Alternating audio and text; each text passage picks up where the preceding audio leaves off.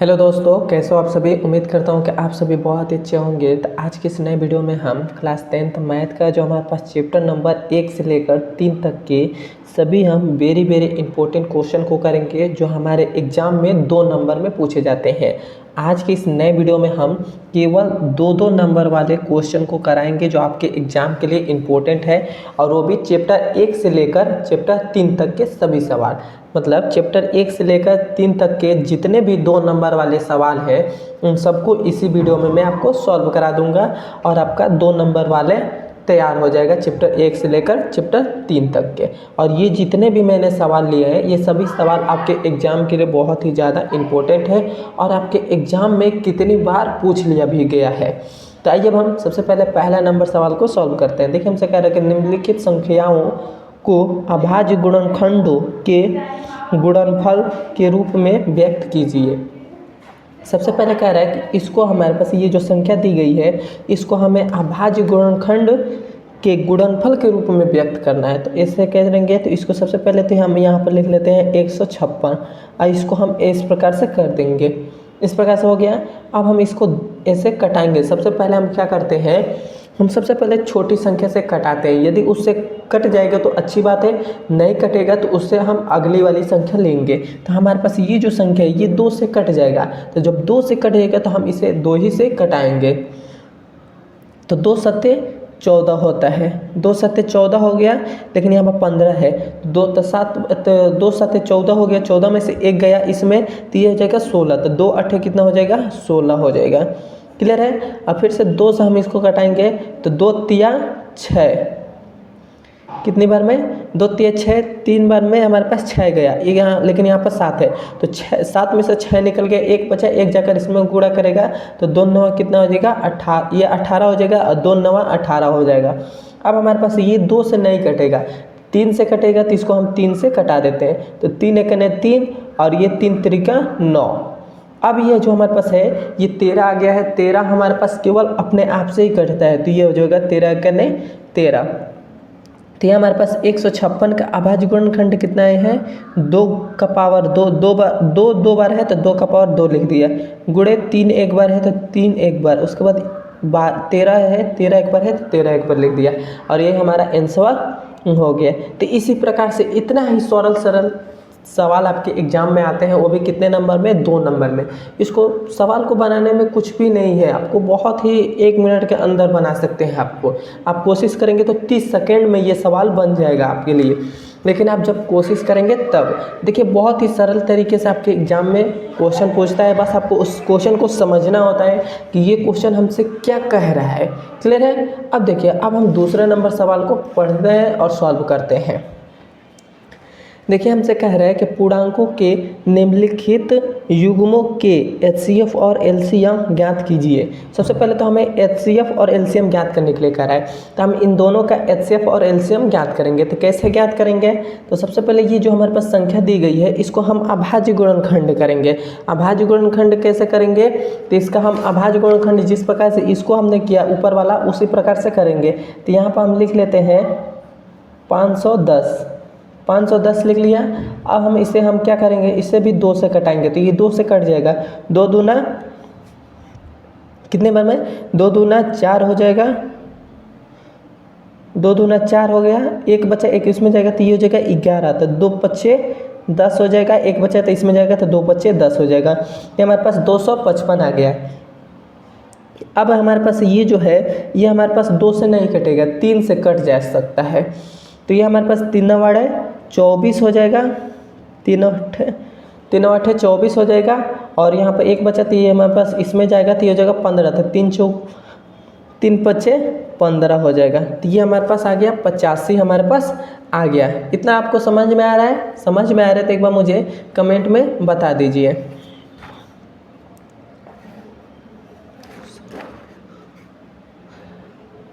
अब हम इसके आगे कैसे करेंगे, तो अब हमारे पास ये जो हमारे पास आया है 85 आ गया है, तो 85 को हम कैसे करेंगे, तो 85 हमारे पास 3 से नहीं कटेगा, ये सीधे 5 से कटेगा। तो 5 से हम कटाएंगे तो कितनी बार में कटेगा, तो 5 एकने 5 और 8 में से 5 चला गया तो बचा 3 इसमें जाएगा तो ये हो जाएगा 35 हो जाएगा। तो 5 6 30, 5 7 35 हो जाएगा, तो 7 बार में कट जाएगा।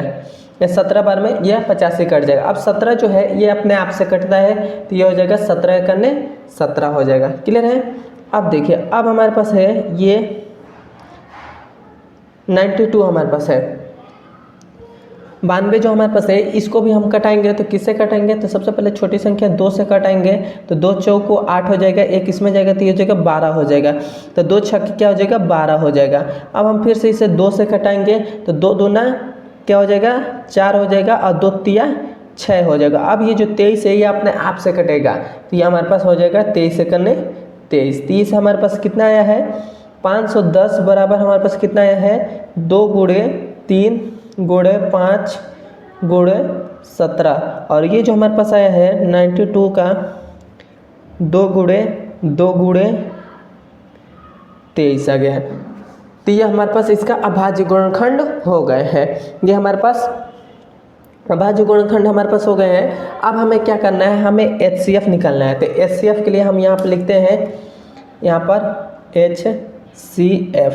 HCF निकालेंगे। तो HCF निकालने के लिए हमको क्या करना होता है, इन दोनों जो हमने गुणनखंड ये किया है, इसमें हमारे पास कौन कौन सी संख्या जो मिल रही है, तो इसमें हमारे पास एक ये मिल रही है, एक ये मिल रही है, तो हमारे पास 2 हो गया, और कोई संख्या नहीं मिल रही है तो हम छोड़ देंगे। अब हम क्या करेंगे, अब हम LCM निकालेंगे। तो हमारे पास HCF तो हमारे पास आ गया इतना, लेकिन हम LCM निकालेंगे। LCM कैसे हम निकालते हैं, LCM निकालने का सबसे सरल तरीका है, ये जो हमने क्या किया था, ये जो हमने लिया था इसको हम यहाँ पे लिख देंगे, और क्या करेंगे, और जितनी भी संख्या बच रही है उन सबको ले लेंगे। मतलब ये तो जो ना हमने LCM में लिया था तो उसको भी लिख देंगे, और जितनी संख्या बच रही है उसको भी हम यहाँ पर लिख देंगे। तो यहाँ पर हमारे पास 3 बच रहा है, उसके बाद 5 बच रहा है, उसके बाद 17 है, उसके बाद 2 है, उसके बाद 23 है, तो 23 हो गया। क्लियर है। अब देखिए, अब हमारे पास इसका हम जब गुणा करेंगे तो हमारे पास कितना आ जाएगा, ये हमारे पास आ जाएगा 23 आ जाएगा, और 46 0 इतना हमारे पास आ जाएगा। तो ये हमारे पास इसका LCM हो गया, तो ये हमारे पास LCM भी हो गया, आंसर हो जाएगा। लेकिन अब हमें इसके आगे क्वेश्चन क्या कर रहा है उसको समझते हैं। कह रहा है कि तथा इसकी जांच कीजिए कि 2 संख्याओं का गुणनफल HCF गुणे LCM है। मतलब कहने का मतलब क्या कह रहा है, कह रहा है कि इन दोनों का गुणनफल करिए, और इन दोनों का जो HCF और LCM का दोनों का गुणनफल करिए। देखिए दोनों बराबर आ रहे हैं कि नहीं आ रहे हैं, ये हमसे क्वेश्चन में कह रहा है। तो हम करेंगे गुणनफल, तो हम यहाँ पर लिखेंगे, क्या हम लिखेंगे, 2 संख्याओं का गुणनफल, 2 संख्याओं का गुणनफल, यहाँ पर मैंने शॉर्ट में लिखा है, और इसके बराबर में लिख देंगे HCF गुणे LCM, HCF गुणे LCM। अब हमारे पास 2 संख्याओं का गुणनफल, तो इन दोनों का गुणनफल, तो 510 और ये हमारे पास 92, और ये हमारे पास क्या है, HCF हमारे पास 2 है तो 2 हो गया, और हमारे पास LCM कितना है 23 46 0 इतना हमारे पास है। इन दोनों का गुणनफल करेंगे तो हमारे पास कितना आ जाएगा, हमारे पास आ जाएगा 46 92 0, और इधर भी करेंगे तो उतना ही आ जाएगा। आप गुणा कर देख लीजिए, मैं गुणा कर देख लिया हूँ, और ये हमारा आंसर हो जाएगा। मैं आशा करता हूँ कि आपको ये सवाल समझ में आया होगा। इसी प्रकार से आपके बोर्ड एग्जाम में भी 2-2 नंबर के क्वेश्चन आते हैं। तो मैं आशा करता हूँ कि आपको ये सवाल समझ में आया होगा। समझ में आया तो कमेंट में ज़रूर बताएं। अब हम चलते हैं इसके अगले नंबर सवाल पर। ये देखिए, ये हमारे पास तीसरा नंबर सवाल है। यह हमसे देखिए क्या कह रहा है, कह रहा है कि अभाज्य गुणनखंड विधि द्वारा 2520 और 10530 का HCF और LCM ज्ञात कीजिए। तो सबसे पहले हमें इन दोनों का LCM और HCF ज्ञात करने के लिए हमें क्या करना होगा, इन दोनों का अभाज्य गुणनखंड करना होगा। तो अभाज्य गुणनखंड हम यहाँ पर कर लेते हैं। तो ये पहला हमारे पास है 2530 है, और दूसरा हमारे पास क्या है, दूसरा हमारे पास है 10530 है, यही ना हमारे पास है। तो सबसे पहले हम इसका अभाज्य गुणनखंड करते हैं। तो उसका हम अभाज्य गुणनखंड करेंगे तो सबसे पहले हम क्या करेंगे, 2 से कटाएंगे, 2 से कटाएंगे तो कितनी बार में कटेगा, तो ये हमारे पास 2 एकने 2 हो जाएगा, 2 दूना 4 हो जाएगा, एक इसमें जाएगा तो 2 छक्के 12 हो जाएगा, एक बचा तो एक इसमें जाएगा तो 2 पच्चे 10 हो जाएगा। ये हो गया। उसके बाद से फिर से हम इसे किस चीज़ से कटाएंगे, 2 ही से कटाएंगे, क्योंकि यहाँ पर छोटा सा मैंने मिस्टेक कर दिया है। यहाँ पर हमको 2 दिया था, हमने 3 लिख दिया, यहाँ पर 2 है। अब हम करते हैं तो 2 एकने 2, 2 दूना 4, एक बचा तो 2 छक्के 12 और ये हमारे पास 0 एज इट इज उत्तर आ जाएगा। क्लियर है। फिर से हम 2 से कटाएंगे तो 2 छक्के 12, 2 तिया 6 और ये हमारे पास 0 उत्तर आ जाएगा। फिर से हमारे पास 2 से कटाएंगे तो 2 तिया 6 और 2 एकने 2, एक इसमें जाएगा तो 2 पच्चे 10, तो ये हमारे पास आ गया 315 आ गया। फिर से हम इसे 3 से कटाएंगे, 2 से नहीं कटेगा तो 3 एकने 3, 3 चौको 12, 3 पच्चे 15। फिर से हम इसे 3 से कटाएंगे तो 3 पच्चे 15 हो जाएगा। फिर से हम इसे 5 से कटाएंगे तो 5 एकने 5, तो हमारे पास इसका अभाज्य गुणनखंड हो गया। अब हम इसका करेंगे तो इसको भी हम 2 से कटाएंगे तो 2 पच्चे 10, 2 दूना 4 और 2 छक्के 12, 2 पच्चे 10। फिर से हम इसको भी कटाएंगे, इसको अब हम कटाते हैं तो इससे हम इसको हम किससे कटाएंगे, फिर से ये हमारे पास 3 से कटेगा, 3 से कटेगा तो 3 एकने 3, 2 बचा 2 इसमें जाएगा तो 22 हो जाएगा, तो 3 सत्ते 21 होता है, 3 7 हो जाएगा, एक इसमें जाएगा तो ये हो जाएगा 16, 3 पच्चे 15, एक इसमें जाएगा तो ये हो जाएगा 3 पच्चे 15, तो ये 3 से कट गया। फिर से इसे 3 से कटाएंगे, 3 पच्चे 15, 3 पच्चे 15, 2 बचा 2 इसमें जाएगा तो 3 वाड़े 24 हो जाएगा, 25 बना तो 24, 3 वाड़े 24 8 बार में कट गया और ये किस में जाएगा तो 3 पच्चे 15 हो जाएगा। फिर से 3 से कटाएंगे तो 3 एकने 3, ये 3 से कट जाएगा, लगता तो है 3 से कट जाएगा, 3 से कटाते हैं, 3 एकने 3, 2 बचा 2 इसमें जाएगा तो ये हो जाएगा 28, 3 वाड़े 24, 3 नवा 27 हो जाएगा, 9 बार में 27, एक इसमें जाएगा तो 3 पच्चे 15 हो जाएगा। फिर से अब हमारे पास ये 3 से कटेगा, कटाते हैं, कट जाएगा, 3 पच्चे 15, 3 छक्के 18, 3 छक्के 18, एक इसमें जाएगा तो 3 पच्चे 15 हो जाएगा। ये हो गया। उसके बाद फिर से हमारे पास ये किस चीज़ से कटेगा, अब तो ये 3 से नहीं कटेगा, किस चीज़ से कटेगा, 5 से कटेगा। 5 से कटाते हैं, 5 एकने 5 इसमें जाएगा तो 5 तिया 15, उसके बाद फिर से ये 13 से कटेगा, 13 एकने 13। क्लियर है यहाँ तक। मैं आशा करता हूँ कि आपको गुणनखंड समझ में आ गया हो। गुणनखंड तो हमने कर लिया, अब हम यहाँ पर लिख देते हैं 2520 का अभाज्य गुणनखंड क्या है, 2 गुणे 2, कितनी 2 बार है, 2 3 बार है तो गुणे 2, फिर से गुणे 3 हमारे पास कितनी बार है, 3 बार है तो 3 गुणे 3 गुणे, अब 5 एक बार है तो 5 हो गया। अब हमारे पास फिर से हम यहाँ पर क्या करेंगे, हमारे पास 10 5 30, इसका भी हमने अभाज्य गुणनखंड किया है तो 2 गुणे 3 कितनी बार है, 4 बार है, यहाँ पर हम 3 गुणे 3 गुणे 3 गुणे 3 हो गया। 5 एक बार है तो 5 एक बार हो गया, गुणे 13 एक बार है तो 13 एक बार हो गया। ये हमारे पास इसका अभाज्य गुणनखंड है। अब हमें HCF ज्ञात करना है, HCF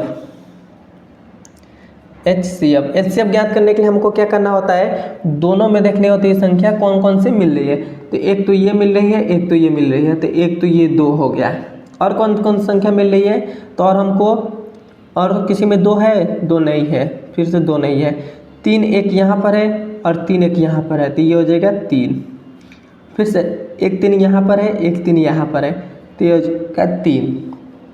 अब कहीं पर नहीं है, अब एक 5 यहाँ पर है, एक 5 यहाँ पर है, तो ये हो जाएगा 5 हो जाएगा। अब हम क्या करेंगे, इन सब का गुणा कर देंगे, तो गुणा करेंगे तो हमारे पास क्या आ जाएगा, हमारे पास आ जाएगा इसका HCF हमारे पास आ जाएगा 90 आ जाएगा, 2 3 6 36 18 18 25 90 आ गया। अब हम इसका LCM ज्ञात करते हैं, LCM ज्ञात करने के लिए क्या करते हैं, ये जो हमने इसमें HCF में जो लिया था उसको हम यहाँ पर लिख लेंगे, एलसीएम में जो लिया था वहाँ यहाँ पर हमने लिख लिया, और ये जो हमने इसमें से निकाला था उसको हम नहीं लिखेंगे, जो बचेगा था, एक ये बचा था, एक ये, एक ये, इसको भी हम लिख देंगे। तो 2 कितनी बार है, तो 2 बार है, तो 2 2 हम 4, यहाँ पर डायरेक्ट लिख दे रहे हैं, 2 2 4। उसके बाद 3 हमारे पास 2 बार है, तो ये 3 तरीके कितना हो जाएगा, 9 हो जाएगा। उसके बाद 5 है तो 5 हो गया, उसके बाद 13 है तो 13 हो गया। क्लियर है। अब देखिए, अब हम इसका आगे कैसे करेंगे, तो इन सबका हम गुणा करेंगे तो हमारे पास कितना आ जाएगा, हमारे पास इसका एलसीएम आ जाएगा 2 9, एलसीएम हमारे पास आ जाएगा 2 9 4 8 4 0, और ये हमारा आंसर हो जाएगा। मैं आशा करता हूँ कि आपको सवाल ये समझ में आया होगा। इसी प्रकार से आपके बोर्ड एग्जाम में 2 नंबर में सवाल पूछते हैं। बहुत ही सरल तरीका है, यदि आप सवाल को समझ लेते हैं तो आपका 2 नंबर कंफर्म हो जाता है।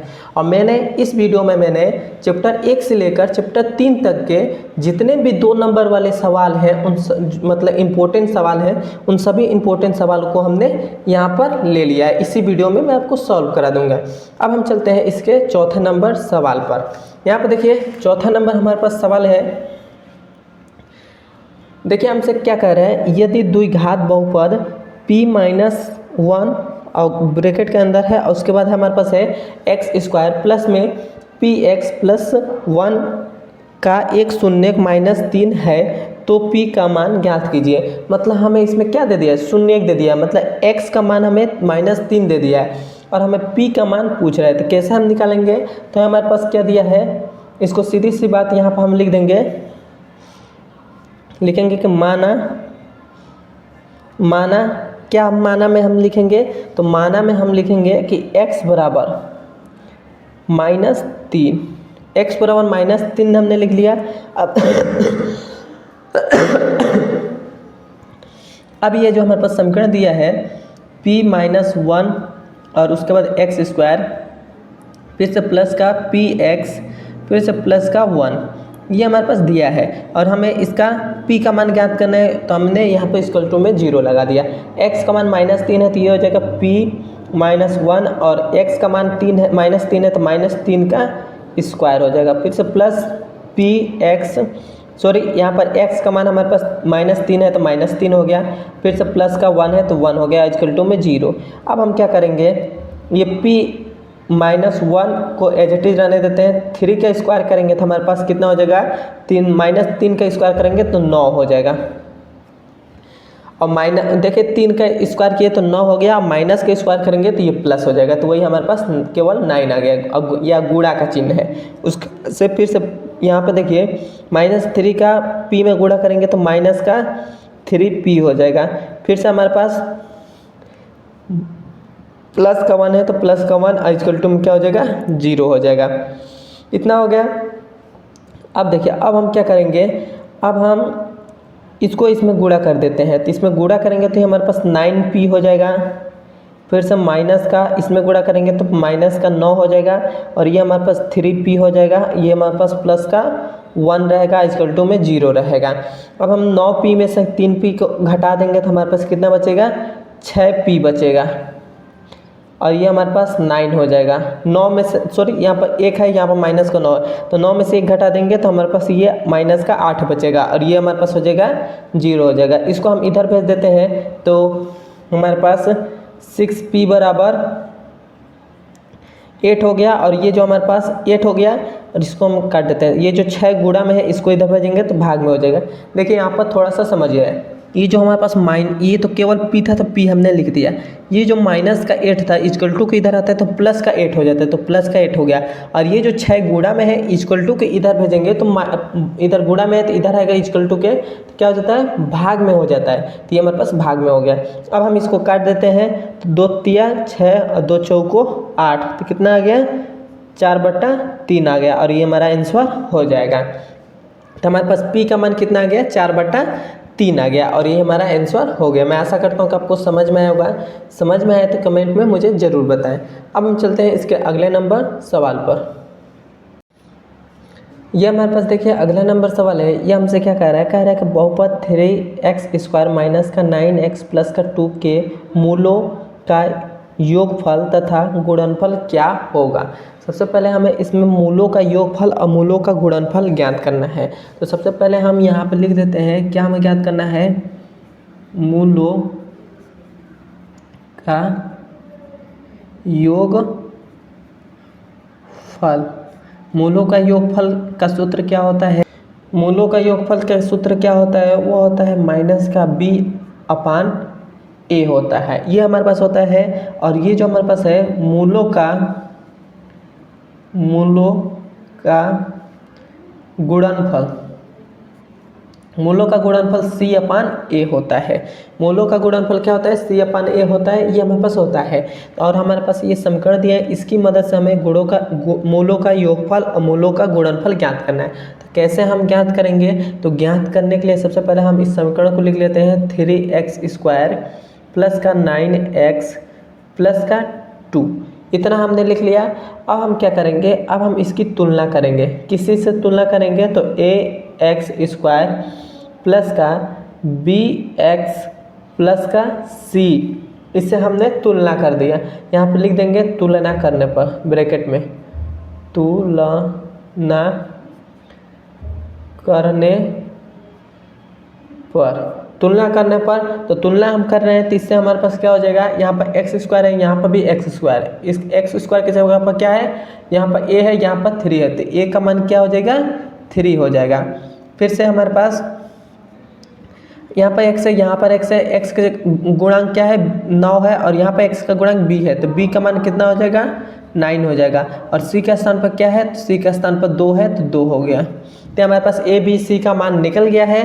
तो अब हम यहाँ पर मूलों का योगफल क्या हो जाएगा, माइनस का b है, तो b का मान कितना है, 9 है, तो ये हो जाएगा हमारे पास 9 हो जाएगा, माइनस का 9 हो जाएगा। और बटा में a का मान कितना है, 3 है, तो 3 हो गया। लेकिन यहाँ पर मैंने एक चीज़ थोड़ा सा गलत कर दिया है, यहाँ पर देखिए माइनस है, यहाँ पर हमने प्लस कर दिया, उसके लिए सॉरी। यहाँ पर माइनस रहेगा, यहाँ पर भी माइनस रहेगा, यहाँ पर भी माइनस रहेगा। तो ये तो हमारे पास b का मान -9 है, तो -9, और ये माइनस है तो माइनस हो गया। तो ये माइनस माइनस कटेगा, तो ये हो जाएगा प्लस हो जाएगा, तो 9 बचेगा और 3 बचेगा। इसको काटेंगे तो हमारे पास 3 कने 3 और 3 3 9, तो हमारे पास मूलों का योगफल कितना आ गया, 3 आ गया। और ये हमारे पास 3 आंसर हो जाएगा मूलों का योगफल। अब हमें मूलों का गुणनफल ज्ञात करना है, तो c अपान a है, c का मान कितना है, 2 है, तो 2 हो गया। a का मान कितना है, a का मान 3 है, तो 3 हो गया, और ये हमारा आंसर हो गया। यही हमें पूछा था और ये मैंने बता दिया। अब हम चलते हैं इसके अगले नंबर सवाल पर। देखिए हमारे पास अगला नंबर सवाल हमारे पास क्या कह रहा है, कह रहा है कि निम्नलिखित समीकरण युग्म को हल कीजिए। मतलब ये हमारे पास समीकरण दिए गए हैं, इन दोनों समीकरणों को हल करना है। तो कैसे हम हल करेंगे, तो इसको हल करने के लिए हमें क्या करना होगा, हमें इसको पहले तो मानना होगा कि समीकरण ये 1 है और ये समीकरण नंबर 2 है। तो इसको हम मान लेते हैं समीकरण नंबर ये हमारे पास 1 है, इसको मान लेते हैं समीकरण नंबर 2 है, मान लिया हमने। अब हम क्या करेंगे, इन दोनों को हल करने के लिए हम विलोपन विधि या प्रतिस्थापन विधि हम लगा सकते हैं। तो हम इसको क्या करें, विलोपन विधि से सॉल्व करना है। तो विलोपन विधि से सॉल्व करेंगे तो यहाँ पर x माइनस का y इक्वल टू में 26 है, तो 26 हो गया। दूसरा हमारे पास क्या है, x माइनस का 3y और हमारे पास क्या है, इक्वल टू में 0 है, तो 0 हो गया। अब हम क्या कर रहे हैं, इन दोनों समीकरण को हमारे घटा रहे हैं। क्यों हम घटा रहे हैं, क्योंकि यहाँ पर मतलब जो कोई भी जो भी हमारे पास रहता है, यदि हमारे पास इसके मतलब जैसे हमारे पास ये जो चर है, मतलब x है और y है, और इधर भी x है इधर भी y है, तो यदि हमारे पास चर, दोनों चरों में से हमने क्या कोई भी एक चर को ले लेंगे, उसका गुणांक यदि इस गुणांक के बराबर होगा, जैसे x का गुणांक 1 है, इसका भी x का गुणांक 1 है, तो हम इन दोनों को ले लेंगे। इसके आगे देखेंगे कौन सा चिन्ह है, मतलब माइनस का चिन्ह है, प्लस का चिन्ह है, तो इन दोनों के आगे प्लस प्लस का चिन्ह है। तो जब प्लस प्लस का चिन्ह रहेगा तो हम उसको क्या करेंगे, घटा देंगे। तो यहाँ पर हम घटाएंगे तो हमारे पास क्या आ जाएगा, घटाएंगे तो यहाँ पर ये माइनस का चिन्ह आ जाएगा, यहाँ पर माइनस है तो माइनस का गुणा करेंगे तो ये हो जाएगा प्लस हो जाएगा, और यहाँ पर माइनस हो जाएगा। क्लियर है। तो आप देखिए माइनस एक्स में से x घटा देंगे तो ये जो 0 मतलब ये कट जाएगा, ये ख़त्म हो गया। यहाँ पर प्लस का 3y है, यहाँ पर माइनस का y है, तो ये हो जाएगा 2y हो जाएगा। और ये हमारे पास कितना बचेगा, ये हमारे पास 26 है, तो ये हो जाएगा 26 हो जाएगा। तो हमारे पास y बराबर कितना हो जाएगा, 26 बटा में 2 हो जाएगा, 2 कने 2 और ये कट कितनी बार में 2 कने 2 2 3 6, 13 बार में कट जाएगा। तो y का मान कितना आ गया 13 आ गया। अब हमारे पास y का मान 13 आया है तो x का मान भी निकाल लेते हैं। तो क्या करेंगे यहाँ पर लिखेंगे, क्या लिखेंगे कि y का मान समीकरण 1 में या 2 में भी रख सकते हैं। तो हम 1 में रख रहे हैं, 1 में